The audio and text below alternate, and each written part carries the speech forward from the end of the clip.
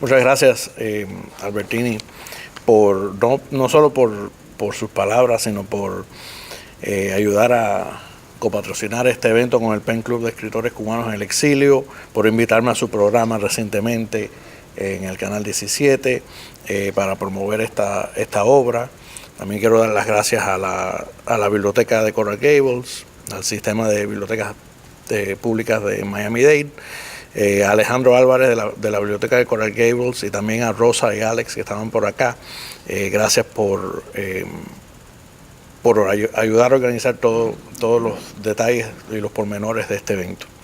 Gracias al doctor Solís también por acompañarnos hoy, que para muchos es presidente Solís, para mí es profesor, así que me enorgullece mucho que esté aquí y que haya dicho esas palabras tan positivas.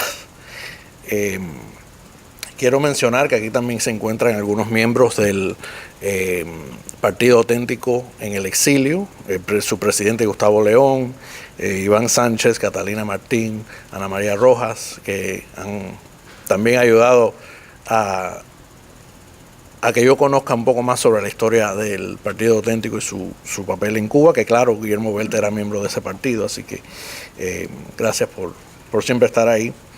Y quiero reconocer también a Marián Prío Odio, hija del expresidente cubano Carlos Prío Socarrás, que también fue muy influyente en parte de esta historia y en la historia de Cuba en general. Y finalmente quiero reconocer a una persona que estuvo desde el principio de mis intereses históricos, políticos, culturales, mi maestra de séptimo y octavo grado, Miriam Buitrago, de la escuela Carver Middle School, maestra de humanidades, quien me abrió los ojos a la historia, la cultura, la sociedad y bueno, de ahí ha venido todo lo que ha venido después. Gracias. En un mes se celebran los 500 años de la fundación de la ciudad de La Habana o de San Cristóbal de La Habana. Y exactamente en una semana, el jueves que viene, el 24 de octubre, se celebra el Día de las Naciones Unidas, que se celebra todos los años, conmemorando la fecha en la cual la Carta de las Naciones Unidas entró en vigor. Y estos dos aniversarios complementan dos aspectos de la vida de Guillermo Belt muy importantes. Uno, el de alcalde capitalino de la capital de Cuba, La Habana, y abogado habanero, y el de diplomático y fundador de las Naciones Unidas. El subtítulo del libro en inglés, lo que no se traduce muy bien al español, pero viene siendo algo como la vida circular o redondeada del embajador Guillermo Belt Ramírez. Eso se refiere a diferentes puntos que voy a enfatizar ahora. El primero comienza con su perfil histórico, el perfil de su familia, su ascendencia. Un antepasado de Belt que se llamaba Humphrey Belt, no un nombre muy cubano y es porque no lo era, llegó a la colonia de Jamestown en Virginia en 1635. Ahí se establece la familia durante generaciones y esto van a ver después porque es importante. En el siglo XIX, John Benjamin Belt fue el primer Belt que fue a Cuba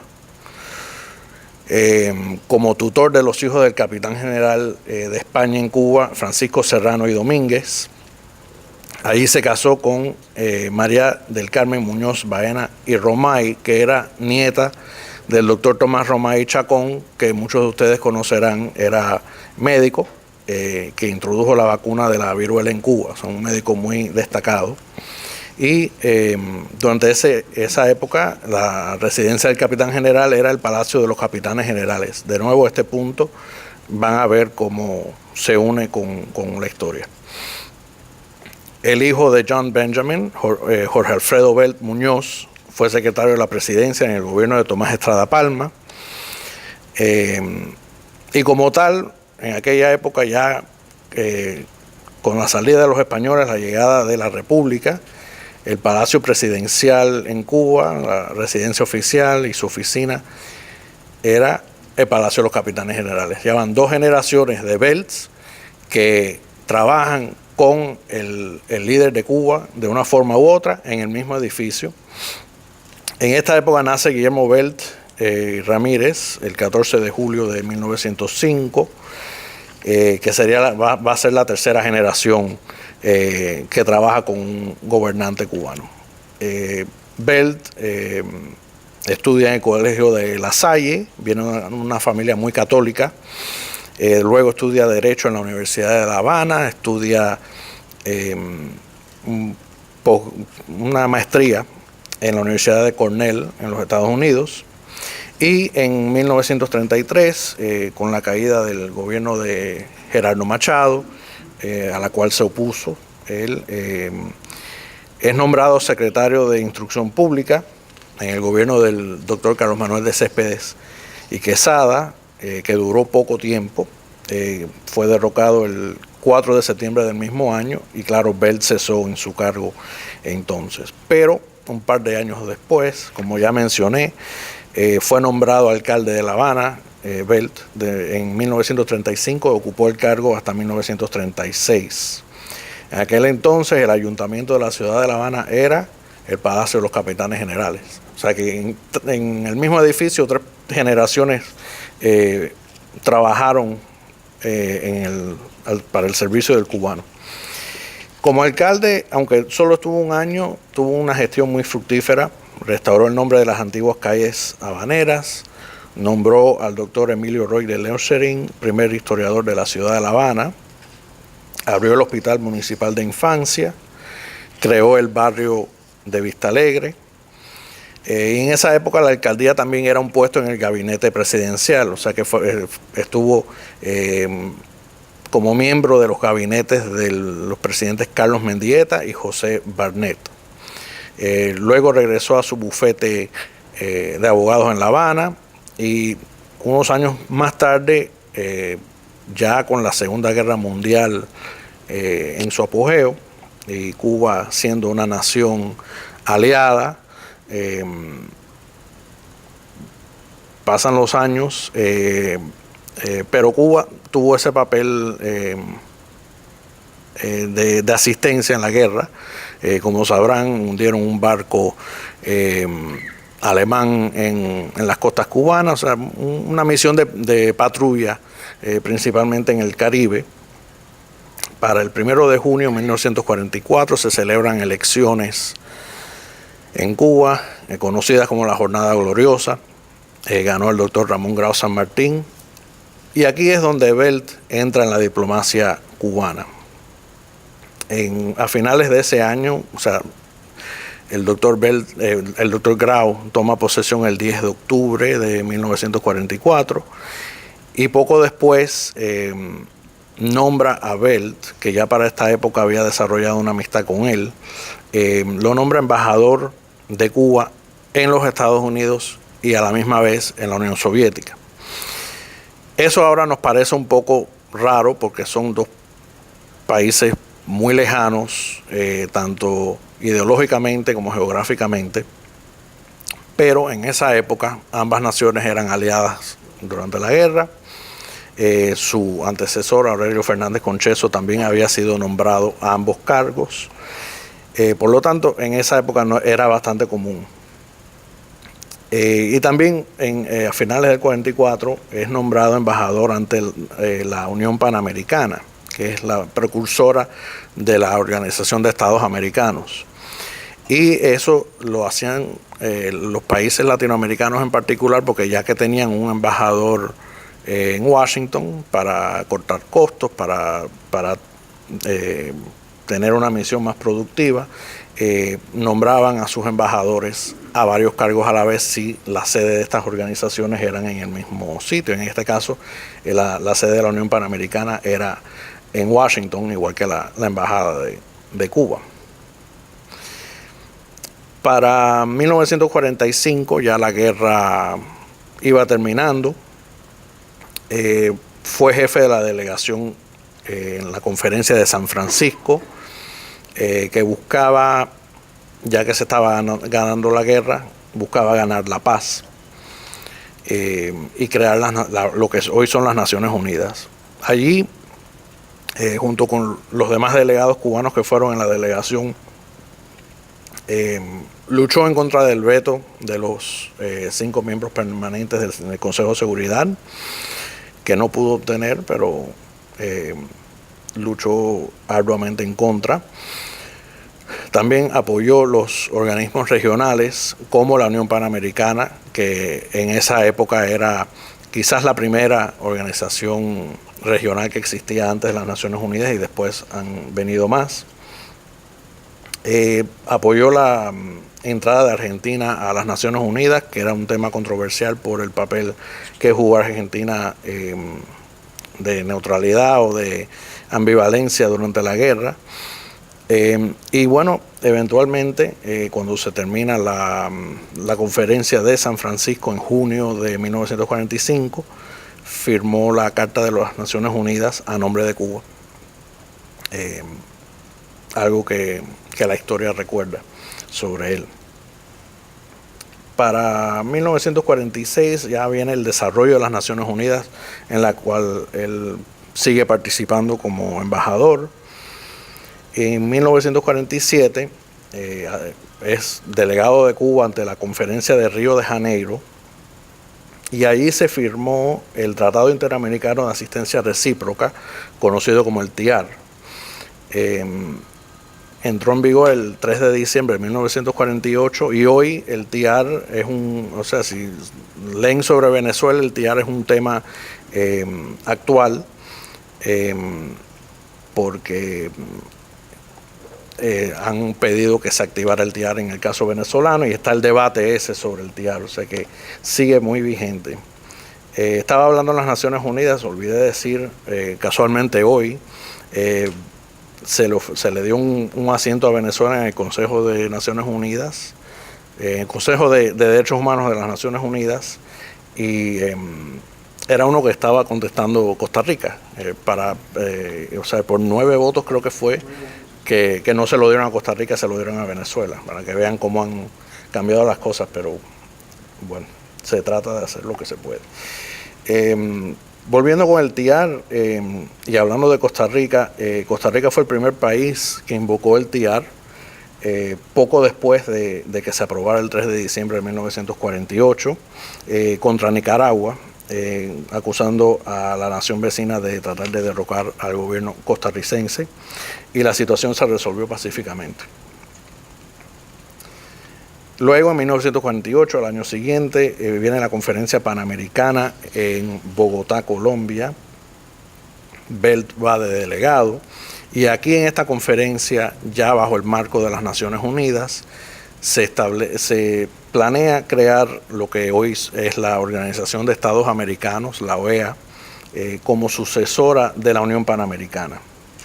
Estando allá Belt y las otras delegaciones latinoamericanas, es asesinado Jorge Eliezer Gaitán, que fue el candidato a la presidencia por el Partido Liberal en Colombia, y estalla una sublevación, una revuelta masiva llamada el Bogotazo. La historia lo recoge así.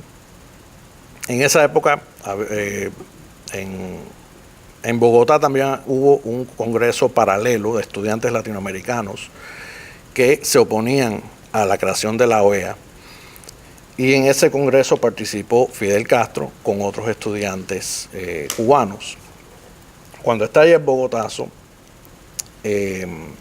los cubanos, Fidel Castro y los cubanos, van a la embajada de Cuba en Bogotá a buscar asilo y a buscar salida del país. Y en esa época, aunque Belt no era el embajador de Cuba en Colombia, estuvo presente y, como cualquier embajador diplomático, ayudó a estos cubanos que buscaban salir del país, montándolos en aviones de carga de ganado para lograr que salieran del país. Y bueno, luego fue un momento que Belt reflexionó mucho sobre esos acontecimientos, dada la historia después con Fidel Castro. Pero bueno, volviendo a la conferencia de la OEA, después que los ánimos se tranquilizan en Bogotá, se funda la Organización de Estados Americanos. Guillermo Belt firma la carta de la OEA también, y en 1948 también, ese mismo año, hay elecciones en Cuba, también el 1 de junio ganó Carlos Prioso Carrás, y ya viene un cambio de gobierno para octubre de ese mes, o sea que ya la gestión de Belt, en gran parte por su amistad con Grau, va terminando. Para el 10 de diciembre, antes de finalizar el año, se firma la Declaración Universal de Derechos Humanos, en la que Cuba trabaja arduamente y dejó una marca muy importante, y Belt, claro, como jefe de la delegación cubana ante Naciones Unidas, jugó un papel. Y también se firmó la Convención contra el Genocidio, que se firmaron a la misma vez, pero muchos recuerdan la de Derechos Humanos, pero la de Genocidio también tenía mucha resonancia, dada la experiencia del Holocausto y demás. Para principios del año 49 le ofrecen la embajada de Cuba en Londres, la rechaza y regresa a Cuba ya para reestructurar su bufete de abogado y seguir su carrera legal. En el año 1950, el año siguiente, el doctor Grau, ya expresidente, le pide que se lance para senador por la provincia de La Habana, porque había muerto el senador que ocupaba el cargo, José Manuel Alemán, y querían que Belt lo ocupara. Belt no tenía muchas ganas de postularse, pero por amistad con Grau lo hizo. Fue una campaña en contra de eran cuatro contrincantes: Virgilio Pérez por el Partido Auténtico, Eduardo Chivas por el Ortodoxo, Belt por los auténticos disidentes o grauistas, y Aníbal Escalante por el Partido Comunista. Terminó ganando Eduardo Chivas, una campaña muy violenta de parte de los ortodoxos, se puede ver, y yo aludo a ella en el libro, pero se puede ver en las revistas el lenguaje de la campaña muy negativo. En 1952 llega el golpe de Estado de Fulgencio Batista, y ya para esa época él continuaba en su carrera de abogado y también de profesor de Derecho en la Universidad de Santo Tomás de Villanueva, hasta que llega el 1 de enero de 1959. Ahí se encontraba él en Múnich, Alemania, en un viaje de negocios, y hablando con su hijo por teléfono, el hijo le dijo: las cosas aquí van de mal en peor, no vuelvan a Cuba. Entonces la familia vino a Estados Unidos, se radicó en Bethesda, Maryland, que es en los suburbios de Washington, D.C., que en sí, ahí está el círculo del hecho de que esa era el área de donde venían sus antecesores americanos, precisamente. Bueno, radicaron ahí hasta que él falleció. Pero en esa área, en esos años de exilio, mantiene activos sus contactos políticos, contactos diplomáticos en el área de Washington, todo a favor de Cuba, o sea, siempre buscando quién podía hacer algo por la situación en Cuba, y siempre enalteciendo los problemas de los presos políticos, de las víctimas de la represión en Cuba. Al punto que muchos en la prensa, en el gobierno, buscaban su opinión y su experiencia como diplomático, a ver qué opinaba él sobre la situación que se estaba atravesando, hasta que fallece en el área de Washington, como mencioné, en 1989, en julio. Y bueno, ese es un resumen de la historia de Guillermo Belt, que está en el libro, pero quería hacer una comparación, porque ya se mencionó el libro que escribí sobre Emilio Ochoa, que algunos estuvieron cuando lo presenté, pero son dos libros que tienen muchas diferencias, y son dos vidas muy diferentes, pero a la misma vez tenían muchas similitudes, y quiero tocar en algunas de ellas. En el caso de Belt, en cuanto a ascendencia, la ascendencia estadounidense y española, mientras que Millo tenía una ascendencia netamente española. Y eso quizás en su forma de ver las cosas tuvo cierta influencia. Millo le digo Millo porque todos aquí los que lo conocieron le decían Millo, así que él decía que él era un guajirito de Holguín, que estudió estomatología, era dentista. Belt era un abogado de La Habana, una familia destacada. Belt comenzó su carrera política como secretario de Instrucción Pública, Millo como delegado a la Asamblea Constituyente de 1940. Cabe recalcar que el cargo de Millo fue electo popularmente, el cargo de secretario, claro, fue un nombramiento presidencial. Belt nunca ganó una elección política. La única elección a la que se presentó, que fue la del año 50 para senador, la perdió. Millo ganó 4 elecciones, una de delegado a la constituyente, 2 de senador y una de representante. Tuvieron diferencias políticas, aunque no necesariamente ideológicas. Belt era incondicional del expresidente Grau, y Millo, que comenzó como miembro del Partido Auténtico, luego formó parte o encabezó la rama disidente de ese partido y fundó el Partido del Pueblo Cubano, conocido como el Partido Ortodoxo. La vida de Belt es una vista hacia las relaciones internacionales de Cuba, la diplomacia cubana, las relaciones con el hemisferio, con los Estados Unidos y con Europa principalmente. Y durante la misma época, el libro y la vida de Millo Ochoa es una vista hacia la política doméstica de Cuba, las elecciones, los partidos políticos, las pugnas políticas dentro de Cuba. Ochoa se exilió en Miami, donde, como dije, muchos lo llegaron a conocer. Falleció en el 2007, tenía 99 años de edad, le faltaba una semana para llegar a los 100 años. Y aquí muchos le conocieron y por eso nombré el libro como el último constituyente.